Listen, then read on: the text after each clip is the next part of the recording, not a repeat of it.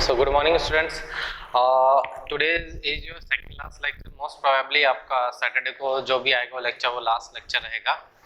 तो ओवरऑल बात ये है भैया कि अब तक हमने पढ़ लिया कॉलॉइड्स वगैरह, क्लासिफिकेशन ऑफ कॉलॉइड्स पढ़ा हमने कि भाई आपने क्लासिफिकेशन कॉलॉइड्स कैसे करते हैं, लायोफिलिक किया हमने, फिर अकॉर्डिंग टू द वो लायोफिलिक लायोफोबिक जो था इंटरेक्शन के ऊपर डिपेंड था.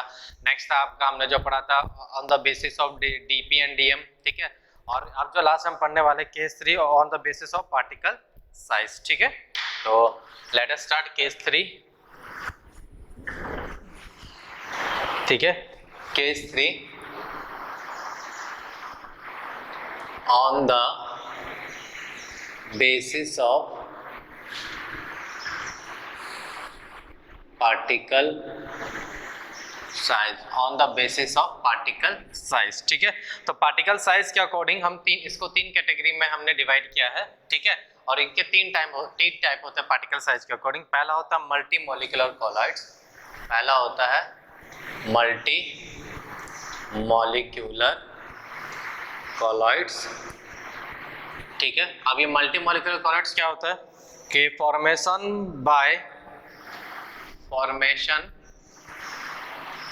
by aggregation of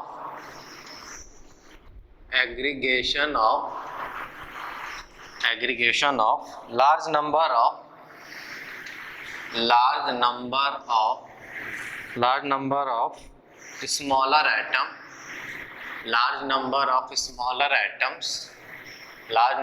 smaller atoms or molecule,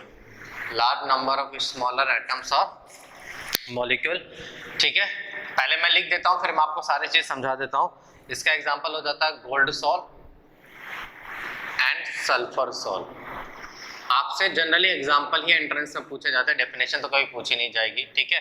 second होता है इसका सेकंड टाइप होता है macro molecular colloids. Macro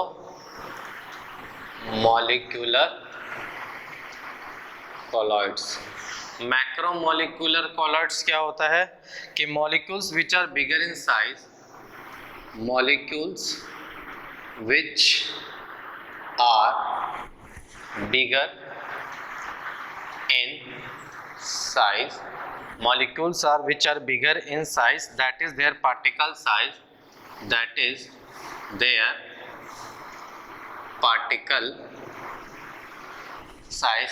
their particle size is of colloidal dimension, is of colloidal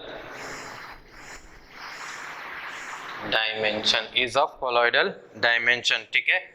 इसका एग्जांपल हो जाएगा starch, protein, cellulose etc. Starch, protein, cellulose etc. ठीक है. थर्ड होता है एसोसिएटेड कॉलॉइड्स. एसोसिएटेड कॉलॉइड्स क्या बोला, there are certain substance,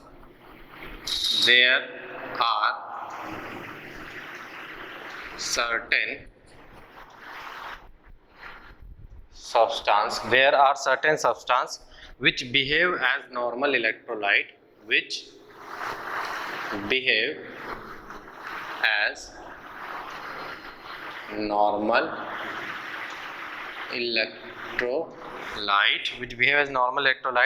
at low concentration, but behave as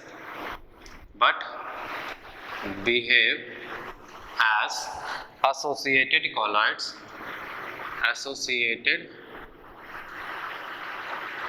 colloids at high concentration, ठीक है. इसका एग्जांपल होता है सोप एंड डिटर्जेंट इसके बेस्ट एग्जांपल होता है, ठीक है. अब होता है क्या, देखो मैंने क्या बोला, अब जो हम जो डिफरेंस पढ़ेंगे, जो इनके क्लासिफिकेशन पढ़ेंगे according to the particle size. बेटा पहला होता है मल्टी मॉलिक्यूलर कॉलॉइड्स. होता क्या है कि formation of aggregation of large number of smaller atoms और मॉलिक्यूल, ठीक है. क्या होता है, छोटे छोटे बहुत सारे एटम्स मिलके एक बड़ा सा मॉलिक्यूल बना देंगे और वो जो मॉलिक्यूल होता है उसी को हम क्या बोलते हैं, मल्टी मॉलिक्यूलर कॉलॉइड. और मैक्रोमोलिकुलर कलर्स क्या होता है, molecule which are bigger in size that is particle size is colloidal dimension. Macromolecules में क्या होता है, ऑलरेडी पार्टिकल का साइज क्या होता है, बहुत बड़ा होता है, ठीक है, बहुत ज्यादा बड़ा साइज का होता है ऑलरेडी वो, और वो उसका साइज, लेकिन ऐसा नहीं कि वो सस्पेंशन के बराबर हो जाएगा, उसका साइज फिर भी कोलॉइडल पार्टिकल के साइज के बराबर ही रहता है, इसलिए हम इसको क्या बोलते हैं, मैक्रोमोलिकुलर। आप इसको बेस्ट एग्जांपल ऐसा समझ सकते हो कि चौल जो होता है, आपने चौल देखी होगी मूवीज वगैरह में, तो चौल में क्या होता है, चौल का कॉन्सेप्ट भाई छोटे छोटे छोटे छोटे फ्लैट्स बन के एक बड़ा सा चौल बना देता है, तो समझ लो एक तरीका वो मल्टी मॉलिक्यूलर कोलॉइड्स है, ठीक है। लेकिन एक बंगलो ऑलरेडी क्या होता है, एक ही बंगलो में भले क्या होता है, एक जन भाई, चौल में क्या होता है, डिफरेंट डिफरेंट छोटे छोटे फ्लैट्स होते हैं, वो बहुत जनों के होते हैं। एक बंगलो जो बनता है वो तो सिर्फ एक जन का रहता है, तो ऑलरेडी वो बिग साइज का रहता है, इसलिए उसको हम क्या बोलते हैं, मैक्रोमोलिकुलर। बंगला हो गया मैक्रोमोलिकुलर, चौल हो गया मेरा मल्टीमोलिकुलर। एसोसिएटेड कोलॉइड्स, अगर ऐसा कोई सब्सटेंस जो लो कंसंट्रेशन पे तो नॉर्मल इलेक्ट्रोलाइट के जैसे बिहेव कर सकता है, लेकिन अगर उसका जैसे जैसे कंसंट्रेशन आप हाई करते जाओगे उसका क्या होता जाएगा, एसोसिएटेड कोलॉइड। सोप और डिटर्जेंट, जैसे आप सोप मान लो डिटर्जेंट इतना सा डालो एकदम चुटकी भर सा, तो क्या उसमें झाग निकलेगी, क्या नहीं बनती, लेकिन आप बहुत सारा डिटर्जेंट डालोगे तो मुट्ठी भर के तो देखो बहुत सारे झाग बन जाते हैं, तो इस तरीके से क्या बना जाता है, एसोसिएटेड कोलॉइड्स बोलते हैं हम, ठीक है। तो आई बात समझ में, हालांकि दो ऊपर के तो हमारे लिए इंपॉर्टेंट नहीं, हमारे लिए तीसरा ही इंपॉर्टेंट है, ठीक है। तो अब हम बात करेंगे, तो लिख देता हूं इसका definition, substance whose particle, substance whose particle aggregates together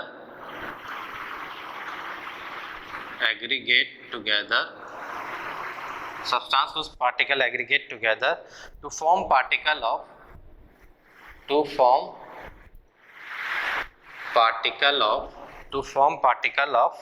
colloidal dimension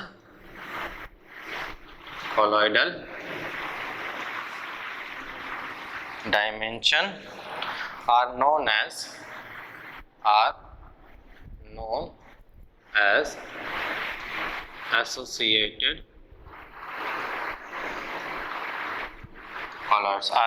associated colloids, ठीक है। तो फिर से दूसरा डेफिनेशन समझ लो कि substance whose particle aggregates together to form a particle of colloidal dimension, मतलब ये भी एक तरीके जुड़ जुड़ के एक तरीके के बोल सकते हो, ये मल्टी मॉलिक्यूलर ही है, बट इनका डेफिनेशन अलग हो जाता है, बट कंसंट्रेशन जब हाई करोगे तब ये एसोसिएटेड कोलॉइड्स फॉर्म करता है। तो इसमें कुछ टर्म्स है, जैसे है पहला है सीएमसी मतलब क्या होता है, क्रिटिकल मिसेल कंसंट्रेशन, ठीक है। क्रिटिकल मिसेल कंसंट्रेशन क्या होता है, formation of micelle takes place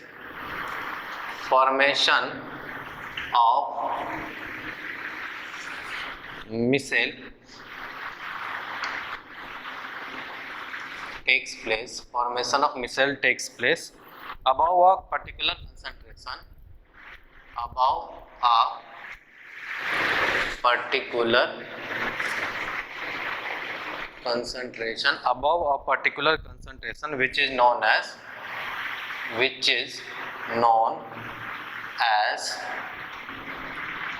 CMC। मतलब मिसेल, मतलब पर्टिकुलर कंसंट्रेशन के ऊपर अगर मिसेल फॉर्म करता है तो उस कंसंट्रेशन को हम क्या बोलते हैं, क्रिटिकल मिसेल कंसंट्रेशन बोलते हैं, ठीक है। नेक्स्ट है मेरा क्राफ्ट टेम्परेचर। अब क्राफ्ट टेम्परेचर को हम किससे डिनोट करते हैं, टीके से डिनोट करते हैं। इसका मतलब क्या होता है, formation of micelle takes place, formation of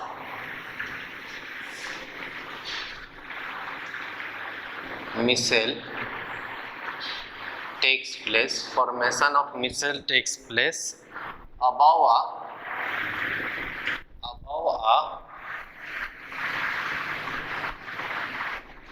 particular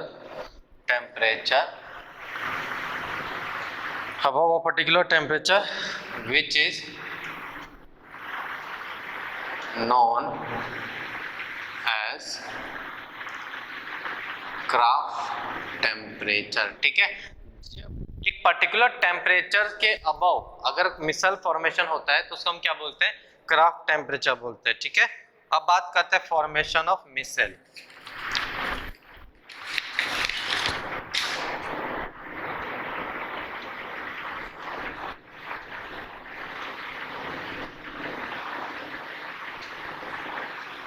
formation of micelle क्या होता है? तो ये होता है sodium stearate, sodium stearate, sodium stearate, जिसका जनरल फॉर्मूला होता है C17H35COO -Na। तो ये सोडियम होता है, ये स्टेरेट आयन होता है जो मिसल फॉर्म करता है। बेसिकली कैसा स्ट्रक्चर रहता है इसका? CH3 CH2 CH2 CH2 CH2 CH2 CH2 CH2 CH2 CH2 1 2 3 4 5 6 7 8 9 10 11 12 13 14 15 16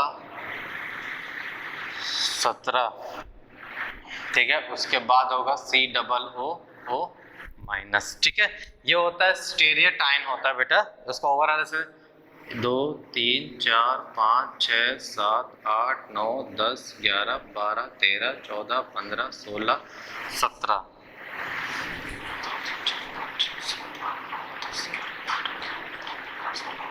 ठीक है। और फिर उसके बाद COO माइनस, ठीक है। तो ये जो होता है, ये वाला पार्ट जो होता है इसको हम बोलते हैं हाइड्रोफोबिक पार्ट, हाइड्रोफिलिक पार्ट। क्या बोलते हैं हम इसको? हाइड्रोफिलिक पार्ट, हाइड्रोफिलिक पार्ट बोलते हैं। और ये इसका हेड होता है, क्या होता है ये? हेड। और ये पूरा जो होता है ये हाइड्रोफोबिक होता है। ये क्या होता है? हाइड्रोफोबिक। हाइड्रोफोबिक मतलब समझ रहे हो कि ये डिसॉल्व नहीं है, वही वाला पार्ट डिसॉल्व नहीं था। डिसॉल्व सिर्फ डिटर्जेंट का जो ये वाला सिर्फ ये एक्चुअली डिटर्जेंट का ही फॉर्मूला है, तो सिर्फ ये वाला ही पार्ट फॉर्म होता है। तो ये हो गया आपका टेल, ठीक है। 1 2 3 4 5 6 7 8 9 10 11 12 13 14 15 16 17 COO माइनस, ठीक है। तो आप इसको ऐसे करो, ये मेरा क्या हो गया? हेड, और ये पूरा मेरा क्या हो गया? टेल हो गया, ठीक है बेटा। यहाँ तक आपको आई होप से समझ में आ रही होंगी। अब होता किस तरीके से है, देखो। अब अगर आपने वाटर लिया, ठीक है, तो आपने थोड़ा सा डिसॉल्व किया। ये एसोसिएटेड कॉलॉइड्स या मिसेल कैसे फॉर्म करता है? तो मान लो जैसे क्या करेंगे, ये जो गोल गोल जो मैं बना रहा हूँ, तो वाटर में तो डिसॉल्व कौन सा होगा? सिर्फ इसका हेड पार्ट। बाकी ये ऊपर में इस तरीके से रहता है, ऊपर वाला पार्ट कुछ इस तरीके से रहता है। तो होगा क्या, मान लो आपने 100 से ज्यादा कुछ कर दिया, तो this is the arrangement of stearate ion in water, arrangement of stearate ion in water, ठीक है। ये वाटर में अरेंजमेंट होता है, क्योंकि सिर्फ ये वाला पार्ट ही डिसॉल्व हो सकता है भैया, क्योंकि ये पोलर पार्ट और ये नॉन पोलर कभी भी पोलर में डिसॉल्व हो नहीं सकता, तो पोलर वाला ही पोलर में डिसॉल्व होता है। तो ये वाला पार्ट को इस तरीके से अरेंजमेंट करेगा, तो हेड वाला तो नीचे रहेगा, टेल वाला क्या रहता है? ऊपर। अब जब आप मिलाते जा रहे हो तो होगा क्या कि कुछ इस तरीके से बल्क में वाटर, मतलब वाटर के अंदर बिल्कुल क्या हो जाएगा, कुछ इस तरीके से फॉर्मेशन होता है। इस तरीके से क्या करते हैं, 100 से ज्यादा मॉलिक्यूल मिलके क्या बना लेते हैं? मिसेल बना लेते हैं, स्टेरेट। और इनका टेल कहाँ रहता है? नीचे रहता है। तो जो आप झाग देखते हो ना, वो यही होता है, कुछ इस तरीके से स्ट्रक्चर रहता है, ठीक है। टेल वाला पार्ट अंदर रहता है, और वाटर बहुत सारे मिलके क्या बना लेंगे? ये बना लेंगे अरेंजमेंट ऑफ स्टीरिएट आयन। इसको आप क्या बोल सकते हो? इसको आप लिख लेना, मैं फिलहाल यहाँ लिखने की जगह नहीं है। Arrangement of stearate ion inside the bulk of water at critical micelle concentration. मतलब आप क्या अगर डिटर्जेंट मिलाते जा रहे हो, तो एक समय के साथ बहुत सारे जब स्टीरिएट आयन होंगे, वो एक दूसरे से जुड़ के क्या बना लेंगे? मिसेल फॉर्म कर लेंगे। क्या कर लेंगे? मिसेल फॉर्म कर लेंगे, ठीक है। तो यहाँ तक आपको बात समझ में आई कि पानी में आखिर कैसे होता है। अब हम बात करेंगे आखिर ये क्लीनिंग एक्शन क्या कैसे काम करता है। बेसिकली आप ये 10th में भी पढ़ोगे, बट थोड़ा सा यहाँ, हालांकि बोर्ड पॉइंट ऑफ व्यू से थोड़ा इंपॉर्टेंट हो सकता है ये, बट जेई वगैरह में कभी ये सब के क्वेश्चन नहीं आए। जेई हो, नीट हो, किसी में भी ये क्वेश्चन नहीं पूछा गया।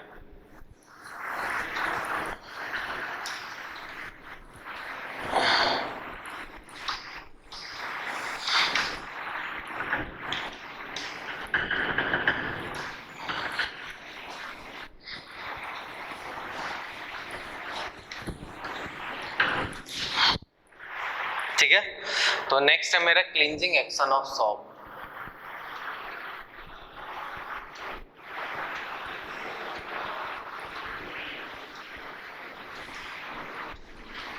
क्लींजिंग एक्शन ऑफ सोप्स, ठीक है।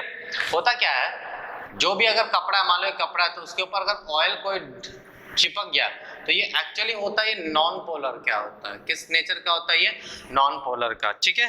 तो अब होगा क्या, अगर आपने इस पे सर्फ वगैरह डाला, डिटर्जेंट डाला, तो डिटर्जेंट से आप घिसने लगते हो तो क्या होता है, पोलर वाला पार्ट इससे जाके अटैच्ड होता है, सॉरी नॉन पोलर वाला पार्ट क्या करता है, इससे जाके अटैच्ड होता है, ठीक है।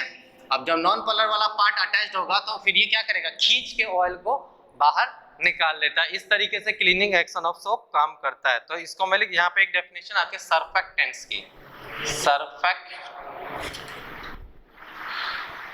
सर्फेक्टेंट्स क्या होता है कि these are the substance which are, these are the substance which are preferentially adsorbed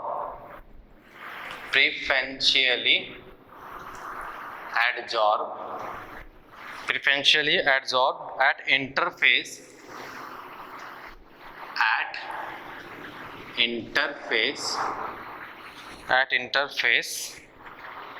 like. तो आई होप सही, एक मिनट इसको समझाने पहले ये तो आपको समझ में आया होगा कि नॉन पोलर वाला होता है तो ये जितना भी नॉन पोलर वाला पार्ट यहाँ पे जाके अटैच हो जाएगा, और जैसे आप क्या करते जाओगे तो इसको खींच के क्या करता है, निकालता है। इस तरीके से basically cleansing action of soap काम करता है। अब एक नेक्स्ट कॉन्सेप्ट आता है मेरा सर्फेक्टेंट। तो these are the substance which preferentially adsorb at interface like air water, oil water and thus helps in emulsification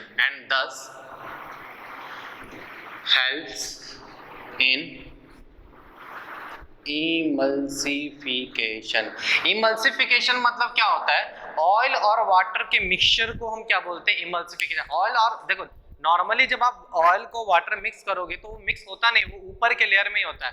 तो हम एक ऐसा सब्सटेंस डिसॉल्व करेंगे जो इनके इंटरफेस जो होगा ना, इंटरफेस को खत्म कर देता है और उनको इमल्सिफाई करने में कोल्ड क्रीम वगैरह क्या होता है, कोल्ड क्रीम बेसिकली एक इसका, आप जैसे कोल्ड क्रीम छोड़ो, आप मिल्क से समझो।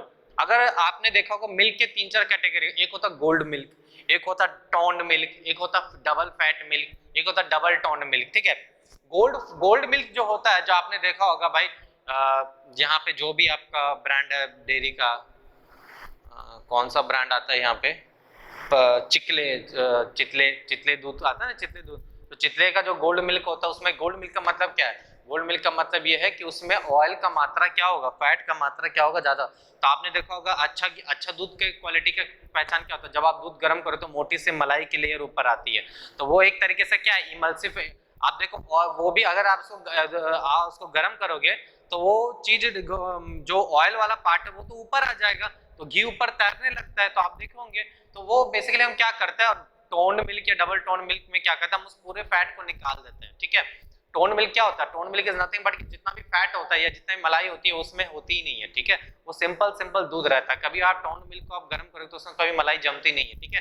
इमल्सिफायर क्या होता है कि वो उन दोनों को बहुत अच्छे से मिक्स कर देता है और एक तरह से आपको इमल्सिफायर सॉल्यूशन मिलता है, ठीक है। तो इसी को वही सर्फेक्टेंट्स का वही काम है कि इनको क्या करता है, अच्छे से वो डिसॉल्व कर देता है, ठीक है बेटा।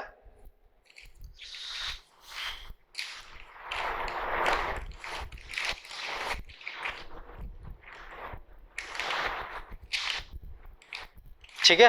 तो आई होप सो यहाँ तक आपको चीजें समझ में आई होंगी। सर्फेक्टेंट्स का मतलब क्या होता है, इमल्सिफायर का मतलब क्या होता है कि इसका और एक बेस्ट एग्जांपल, आप जो मेयोनीज खाते हो ना, मेयोनीज क्या होता है, ऑयल और वाटर का ही मिक्सचर होता है। उसको हम क्या करते हैं, इमल्सिफायर एक एजेंट होता है, उसको मिक्स करने में क्या करता है, मदद करता है। इसलिए आपको क्रीमी टाइप का वो लगता है। कोल्ड क्रीम भी उसी तरीके से। तो basically these are emulsifier solution, ठीक है। अब यहाँ तक चीजें आपको समझ में आएंगे। जो नेक्स्ट हमारा टॉपिक, ये बेसिकली बिल्कुल थ्योरेटिकल है, इसमें कुछ वैसा कुछ है नहीं, तो इन चीजों को बस याद रखिएगा, बेटर है। नेक्स्ट है method of preparation of colloidal solution. अब तक हमने सारी चीजें पढ़ ली, अब इनको प्रिपेयर कैसे किया जाता है वो हम पढ़ेंगे। तो method of preparation of colloidal solution. इनको आखिर प्रिपेयर कैसे किया जाता है? देखो आपको मैंने पहले भी बताया कि लायोफिलिक के लिए कोई स्पेशल मेथड नहीं। लायोफिलिक को क्योंकि ऑलरेडी सॉल्वेंट लविंग होता है, डायरेक्ट मिक्स करोगे डायरेक्ट बन जाए। तो पहला होता है लायोफिलिक सॉल्यूशन के बारे में लिख देता हूं मैं, लायोफिलिक सोल। ठीक है, no special method require, no special method require, no special method required for formation of those sol.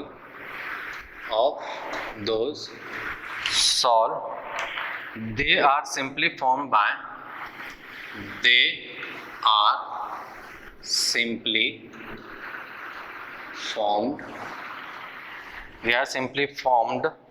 mixing, comma shaking,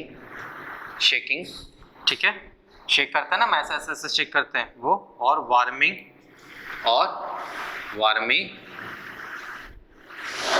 DP and TM. तो ऑलरेडी सॉल्वेंट है, थोड़ा सा। अब रसना को क्या, रसना को कोई थोड़ी ना आपको हथौड़ा छेनी लेके मिलाना पड़ेगा। रसना को सिंपल पानी में डालो, आपको सॉल्यूशन तैयार हो जाए। तो उसी तरीके से जब ऑलरेडी सॉल्वेंट लविंग है तो आपको बहुत ज्यादा परेशानी करने की जरूरत नहीं। हाँ, परेशानी कब है, जब आप अगर सॉल्वेंट लविंग नहीं है, जैसे लायोफोबिक, इनके लिए आपको थोड़ा स्पेशल मेथड करना पड़ता है। तो अब हम देखेंगे लायोफोबिक सोल कैसे प्रिपेयर करते हैं। ठीक है, लायोफोबिक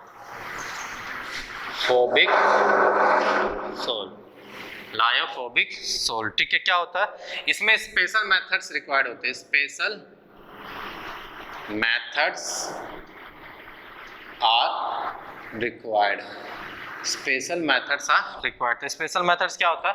पहला मेथड होता है डिस्पर्सन मेथड। अब इसमें भी बहुत सारे मेथड होते हैं। डिस्पर्सन मेथड होता है। सेकंड मेथड होता है कंडेंसेशन मेथड। क्या होता है? कंडेंसेशन मेथड, ठीक है।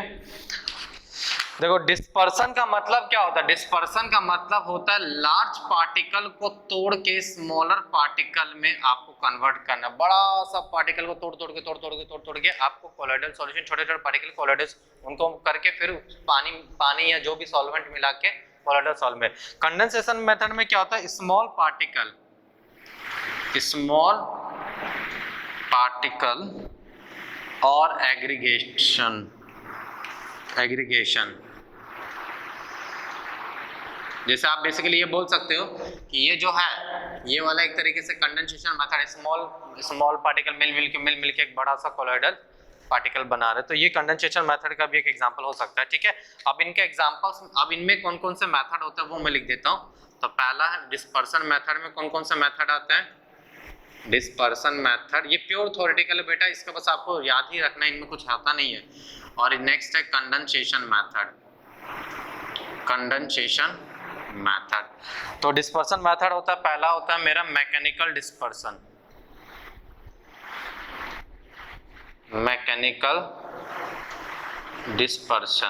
ठीक है। सेकंड है इलेक्ट्रो डिस्पर्शन, ठीक है। थर्ड है पेप्टाइजेशन,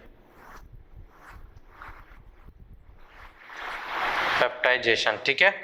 इसमें दो मेथड होता है, पहला होता है फिजिकल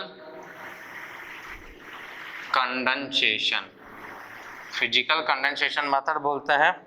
अब इसमें भी इसमें भी दो पार्ट है। पहला है एक्सचेंज ऑफ सॉल्वेंट,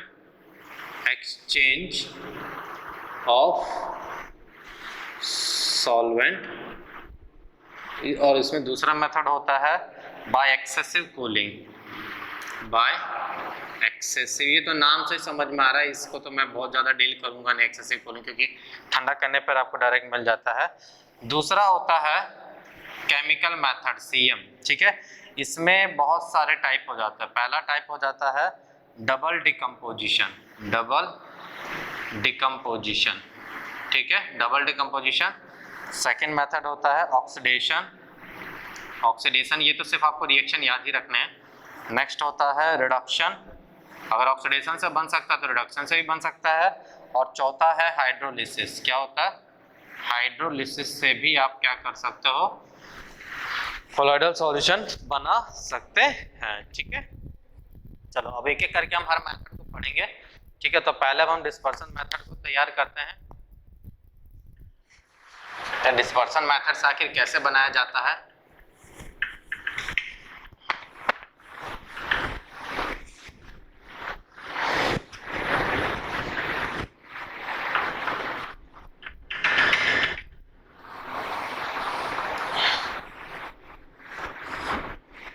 देखो डायग्राम बनाना मेरे लिए सबके लिए पॉसिबल नहीं होगा, तो एक बार आप प्लीज डायग्राम देखने के लिए और बेटर समझने के लिए आप एनसीईआरटी एक बार जरूर पढ़िएगा। ठीक है, तो पहला मेथड है मेरा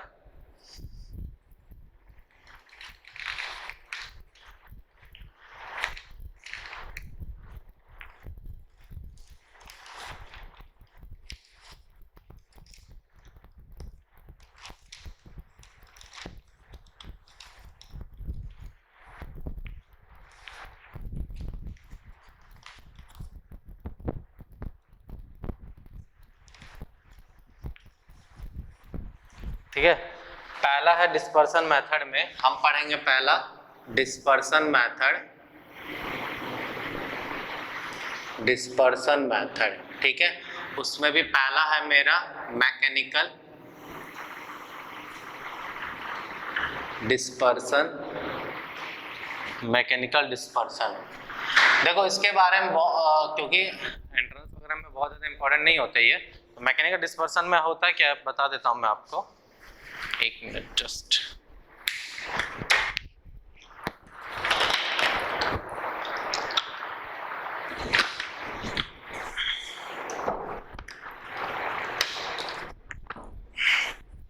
मैकेनिकल डिस्पर्सन में होता क्या है, एक बड़ा सा कोलॉइडल पार्टिकल लिया जाता है। ठीक है, बड़ा सा कोलॉइडल, जैसे आपने क्रशर वगैरह देखा होगा, क्रशर वगैरह देखो इतना बड़ा सा क्रशर है तो उसमें पत्थर डाले जाते हैं, तो उसको तोड़ तोड़ के गिट्टी मिलती है, छोटी छोटी गिट्टी मिलती है, याद होगा आपको, गिट्टी वगैरह हम यूज करते हैं ढलाई वगैरह में, है ना। तो उसी तरीके से क्या होता है, ढलान में होता है ना, जो छत पे जो ढलाई करते हैं उसमें देखो सीमेंट के साथ छोटे छोटे गिट्टियां मिलाई जाती है ताकि वो सीमेंट वो छड़ को मजबूती दे।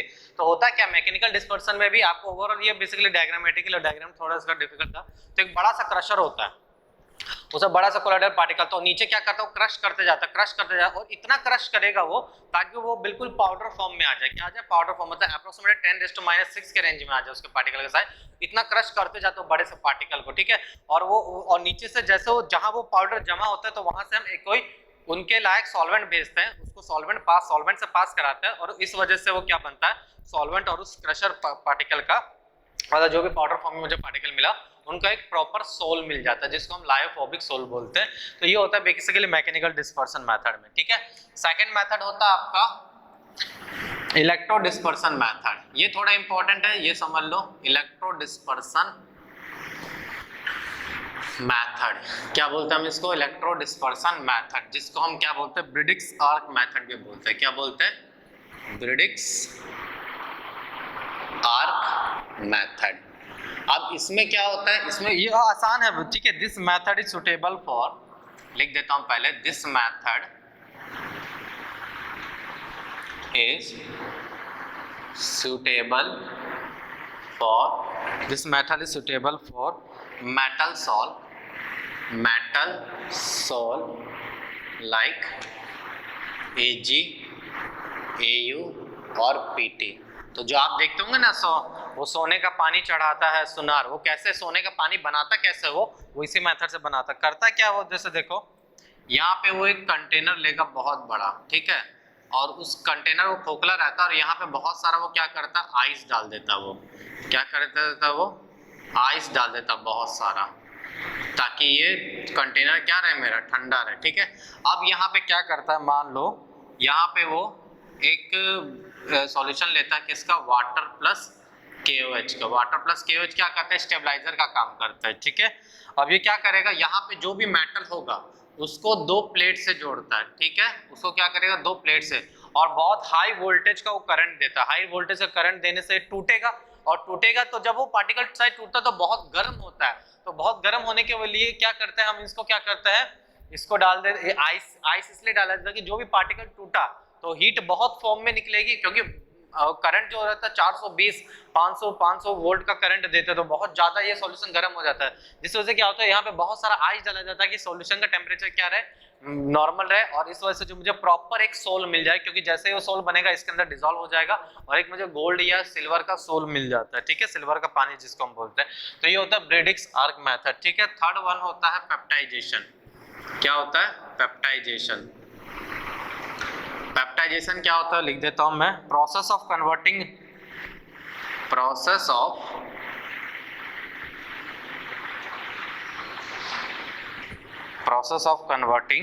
a freshly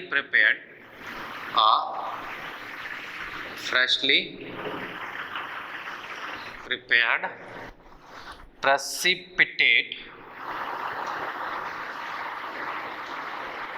precipitate into colloidal solution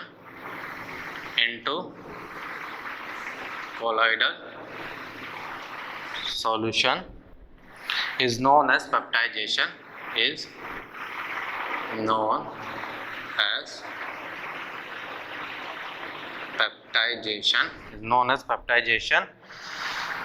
and agent needed for this process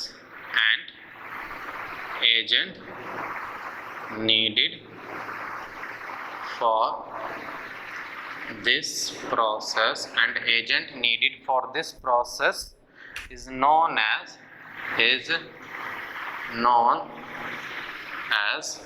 peptizing agent।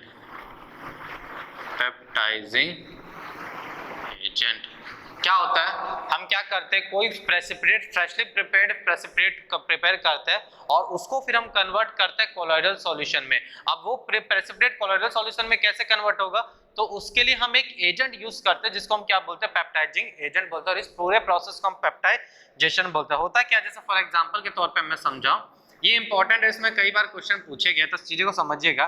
जैसे मान लो FeOH थ्राइस मेरा कोई है, ठीक है, ये है मेरा रेडिश ब्राउन पीपीटी होता है। क्या होता है ये? रेडिश ब्राउन पीपीटी होता है, ठीक है, ठीक है। अब क्या होगा, मैंने सपोज करो इस पे क्या डाला, FeCl3 डाला। क्या डाला मैंने? FeCl3 क्या पेप्टाइजिंग एजेंट है। तो क्या होगा, आपको मिलेगा कोलॉइडल सॉल्यूशन। क्या मिलता है? कोलॉइडल सॉल्यूशन ऑफ FeOH3, लेकिन इनका चार्ज होता है, ये जो भी सॉल्यूशन बनेंगे ना इनके ऊपर चार्ज रहता है, तो ये पॉजिटिव सॉल्यूशन का मिलता है। जैसे सब होता क्या है कि जैसे मान लो ये आपने कोई पीपीटी लिया, ठीक है, क्या लिया? पीपीटी। अब मान लो इसके ऊपर आपने डाला FeCl3, तो क्या होगा, Fe+3 का जो आयन होगा ना वो इनके ऊपर जाके क्या हो जाएगा, एडजॉर्ब हो जाएगा। क्या हो जाएगा? Fe+3 का एब्जॉर्ब।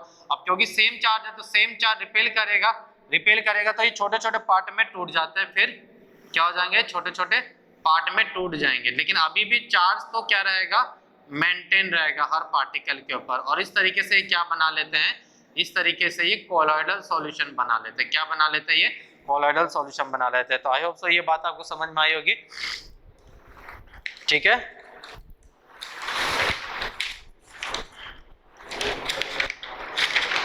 ठीक है, जैसा दूसरा एग्जांपल मैं दूं, जैसे सपोज करो AgNO3 है, AgNO3 में आपने क्या किया, Ki डाला। क्या डाला? Ki। तो अभी भी प्रेसिपिटेट तो किसका बनेगा, प्रेसिपिटेट बनेगा Agi का ही बनेगा, लेकिन ऊपर में चार्ज किसका आएगा, ऊपर में चार्ज आ जाएगा K+ का। किसका चार्ज आ जाएगा? K+ का। और फिर फर्दर अगर बहुत ज्यादा चार्ज आ गया तो सफिशिएंट डिस्टेंस नहीं है तो रिपेल कर जाएंगे, फिर टूट जाएगा और एक तरीके कोलॉइडल सॉल्यूशन बना लेंगे। दूसरे तरीके से ये भी हो सकता है कि अगर मान लो मैंने AgNO3 को एक्सेस में लिया, क्या लिया मैंने, AgNO3 को एक्सेस में लिया और मैं Ki डाल रहा हूं, ठीक है, ठीक है। यहाँ पे दो बातें होंगी, समझना बात को। नहीं, यहाँ पे ये तो वही बात है, ये एक्सेस में और ये कम है। अब मैं क्या कर रहा हूँ, मान लो Ki सॉल्यूशन में AgNO3 डाल रहा हूँ, Ki सॉल्यूशन में AgNO3 ड्रॉप बाय ड्रॉप डाल रहा हूँ, प्रेसिपिटेट अभी भी Agi का ही बनेगा, लेकिन अब जो चार्ज आएगा वो नेगेटिव चार्ज, मतलब क्योंकि अभी भी सफिशिएंट अमाउंट में कौन है, सफिशिएंट अमाउंट में I- है, ठीक है। तो याद रखिएगा, तो Ki एक्सेस में रहेगा हाँ, एक मिनट, AgNO KI एक्सेस में है, AgNO3 और KNO3 बाहर के बाहर निकल जाएगा, ठीक है। KNO3 क्या होगा, बाहर के जितना भी होगा KNO3 इसके साथ रिएक्ट करके बाहर निकल जाएगा, लेकिन अभी भी एक्सेस में I- है तो नेगेटिव चार्ज। तो आप समझ पा रहे हो पॉजिटिव चार्ज कब डेवलप होगा, नेगेटिव चार्ज जब एक्सेस में KI हो तो नेगेटिव चार्ज डेवलप होगा, और एक्सेस में AgNO3 हो तो K प्लस चार्ज यहाँ पे रह जाएगा। आई बात समझ में, क्योंकि फिर ये KNO3 उतना रिएक्ट नहीं कर पाता इसके साथ। आई बात समझ में, तो याद रखिएगा।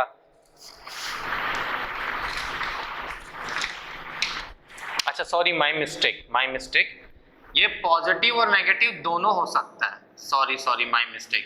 तब ये पॉजिटिव और नेगेटिव दोनों हो सकता है, इस बात को याद रखिएगा, ठीक है। अगर ड्रॉप बाय ड्रॉप डालोगे तब सिर्फ पॉजिटिव होगा, और अगर KI एक्सेस में रहो AgNO3 मिक्स किया तो नेगेटिव और पॉजिटिव दोनों हो सकता है। तो इन बातों को थोड़ा ध्यान में रखिएगा, इंपॉर्टेंट भी है, ठीक है। नेक्स्ट है मेरा कंडेंसेशन मेथड, ठीक है। उसमें भी हम पहले फिजिकल कंडेंसेशन पढ़ेंगे, कवर करेंगे, ठीक है। और ये बेसिकली प्योर थ्योरेटिकल है, तो प्लीज पढ़ाने के बाद एक बार एनसीईआरटी जरूर पढ़िएगा।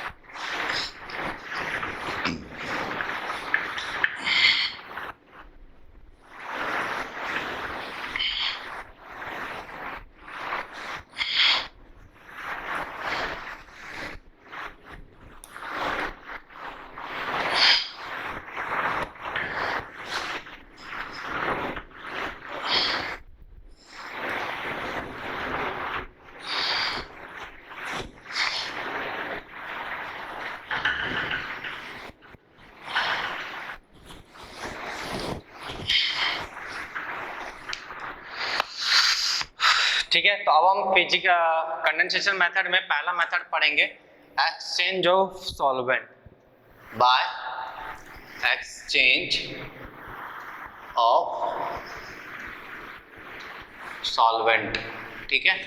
तो इसमें क्या होता है, when a true solution is mixed with, when a true solution is mixed with, when a true solution is mixed with some another solvent, with some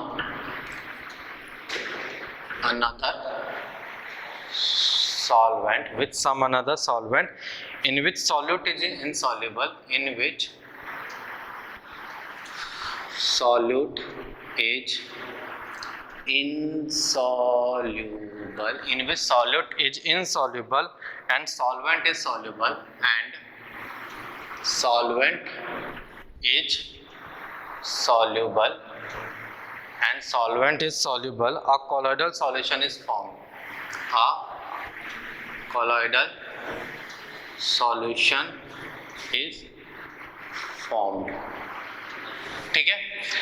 क्या होता है, एक ऐसा ट्रू सॉल्यूशन में हम दूसरे अदर सॉल्वेंट में मिक्स करते हैं, जिसमें क्या होना चाहिए, उस मतलब एक ट्रू सॉल्यूशन को आप दूसरे सॉल्वेंट में मिक्स करो, लेकिन क्राइटेरिया क्या होना चाहिए कि जब उस ट्रू सॉल्यूशन का जो सॉल्यूट है वो उस वाले सॉल्वेंट में इनसॉल्युबल होना चाहिए, तो सॉल्यूट अलग हो जाएगा और सॉल्वेंट मिक्स होके क्या बनाएंगे, कोलॉइडल सॉल्यूशन बना लेंगे, और इसी को हम क्या बोलते हैं, by exchange of solvent. The solution of sulphur, इसका एग्जांपल भी बस याद रखिएगा, एग्जांपल क्या है, सॉल्यूशन ऑफ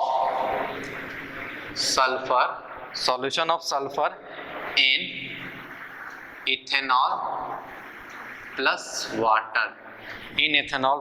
वाटर, ठीक है। सेकेंड मेथड होता है bye excessive cooling.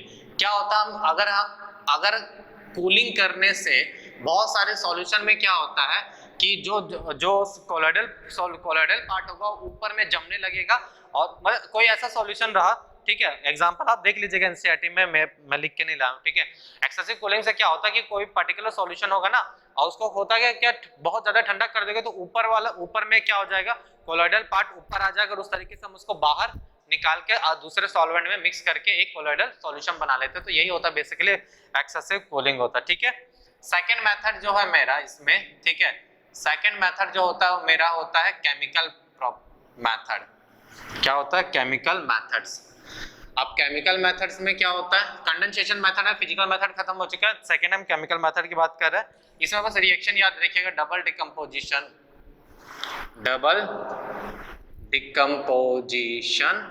Method. Double decomposition method की अगर मैं बात करूं तो AS2O3 क्या होगा? Thrice of H2S tends to give AS2S3 plus thrice of H2O, ठीक है। ये डबल डिकम्पोजिशन मेथड हुआ, ठीक है। डिकम्पोज हो जाएगा, दोनों का डिकम्पोजिशन होता है, ठीक है। सेकेंड मेथड हो गया मेरा ऑक्सीडेशन मेथड,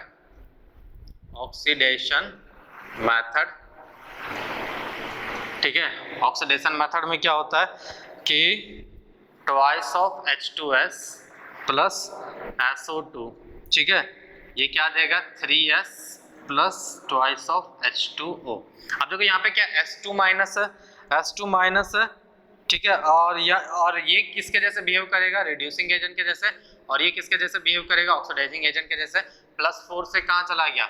0 पे, और -2 से 0, तो मतलब यहाँ पे ये H2S किसके जैसे बिहेव कर रहा है? रिड्यूसिंग एजेंट खुद क्या हो रहा है? ऑक्सीडाइज हो रहा है, इसको क्या कर रहा है? रिड्यूस कर रहा है, ठीक है। तो ये कौन सा बनता है आपको? Colloidal solve of sulphur. तो यहाँ से आपको क्या मिलता है? कोलॉइडल सॉल्व ऑफ सल्फर मिलता है। तीसरा मेथड होता है रिडक्शन मेथड, ठीक है। क्या होता है? Reduction method. रिडक्शन में क्या होता है? 2AuCl3 plus 3SnCl2 tends to give 2Au plus 3SnCl4, ठीक है। ये मेरा रिडक्शन मेथड होता है। चौथा मेरा क्या हो गया है? Hydrolysis method. क्या होता है? तो बेसिकली कुछ है नहीं, आपको बस इनमें रिएक्शन ही याद रखनी है। तो FeCl3 को आप वाटर के साथ क्या करा दो? हाइड्रोलिसिस करा दो, तो आपको क्या मिलेगा?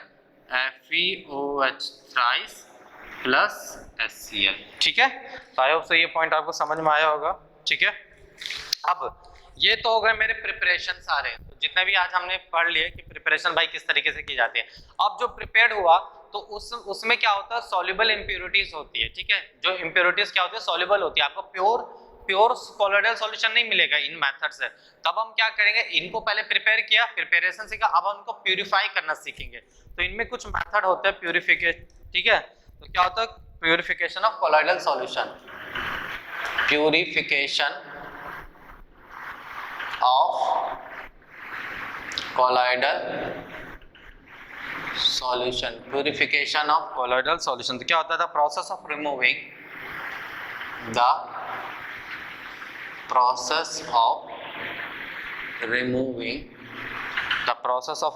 soluble impurities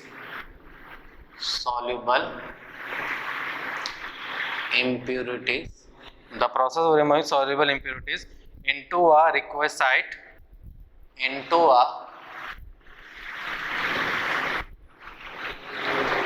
requisite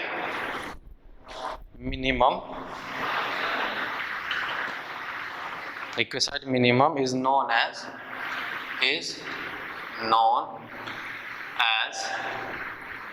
purification of colloidal solution, ठीक है। मतलब किसी भी तरीके से हम सॉल्युबल इम्प्योरिटी को हटा दें तो उसे को हम क्या बोलते हैं? Purification of colloidal solution. इसमें 3 मेथड होते हैं। पहला होता है डायलिसिस, दूसरा होता है इलेक्ट्रोडायलिसिस, और तीसरा होता है अल्ट्राफिल्ट्रेशन,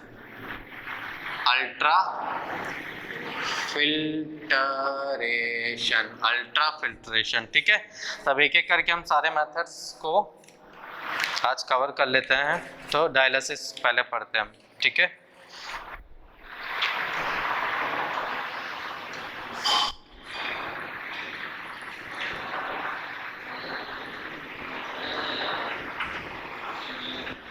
डायलिसिस क्या होता है? It is a process of removing, it is a process of removing, it is a process of removing impurities, it is a process of removing impurities, वो भी impurities कौन सा? soluble होना चाहिए, soluble impurities, ठीक है, from a colloidal solution, from a colloidal solution by means of diffusion, by means of diffusion, by means of diffusion through a suitable membrane, through a suitable membrane, through a suitable membrane, that is nothing but bladder of parchment, that is bladder of parchment paper, ठीक है। होता क्या है कि जैसे मान लो ये कोई हमने सॉल्यूशन लिया, ठीक है, तो यहाँ पे हम क्या कर रहे हैं, फ्रेश वाटर जेट, ठीक है, यहाँ से हम पानी, प्योर पानी डाल रहे हैं, ठीक है, और यहाँ से क्या कर रहे हैं, आउटलेट है ये, ठीक है, ये आपका आउटलेट है, ठीक है, इस आउटलेट में क्या मिल रहा है मुझे, ठीक है। अब यहाँ पे क्या होगा,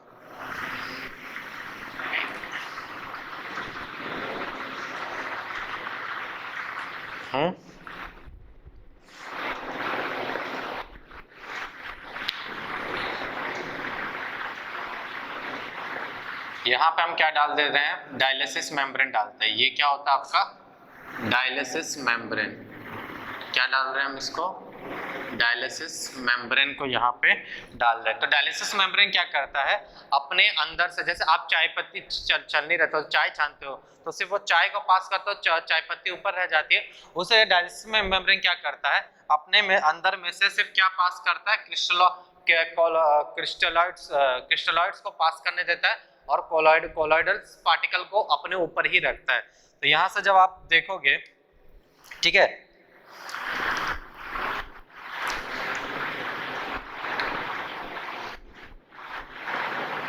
ठीक है, तो यहाँ से क्या होता है, इस पूरे जैसे आप इंजेक्ट करोगे तो यहाँ पे आपको बहुत सारे क्या मिल जाएंगे, कोलॉइडल सॉल्यूशन मिल जाएंगे। क्या मिल जाएंगे, कोलॉइडल्स। ये वाले क्या हो जाते हैं आपके, देखो ये बड़े वाले हैं ना, ये बड़े वाले आपके क्या हो गए,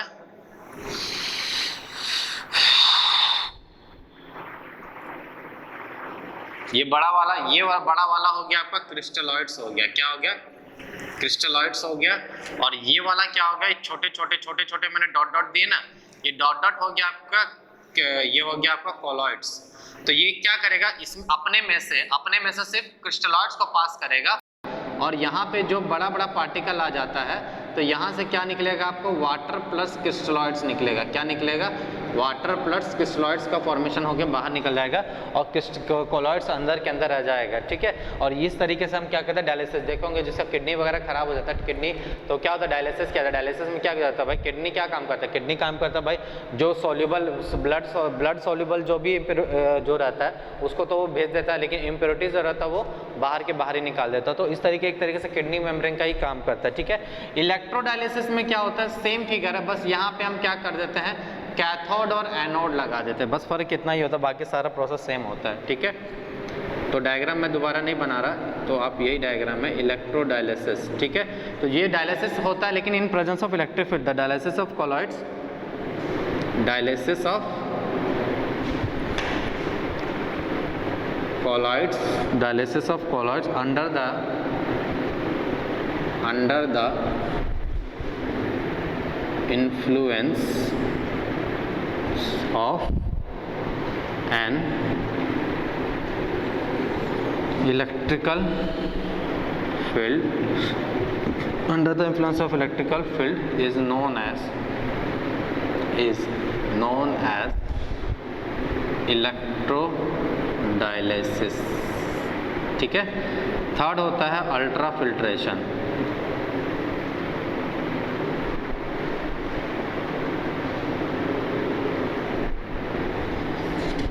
ठीक है। अगर मान लो इसमें से आपने क्या किया नॉर्मली, ठीक है, नॉर्मली आपने यहाँ पे ऑर्डिनरी फिल्टर पेपर लिया, क्या लिया, ऑर्डिनरी फिल्टर पेपर लिया, ठीक है।